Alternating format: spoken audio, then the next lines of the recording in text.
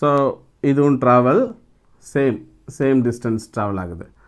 So same distance travel ஆகுது. இப்போது இந்த ரே ரிஃப்ளெக்டிங் சர்ஃபேஸை டச் பண்ணிடுச்சு.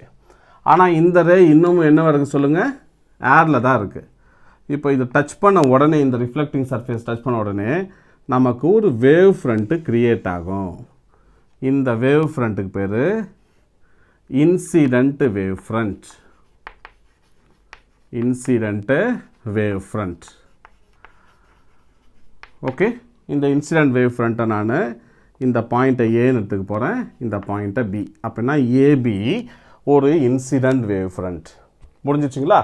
இப்போ இந்த ரே இங்கே வந்து பட்டுடுச்சு. இப்போ இது ரிஃப்ளெக்ட் ஆக ஆரம்பிக்குது. இந்த பாருங்க, ரிஃப்ளெக்ட் ஆக ஆரம்பிக்குது.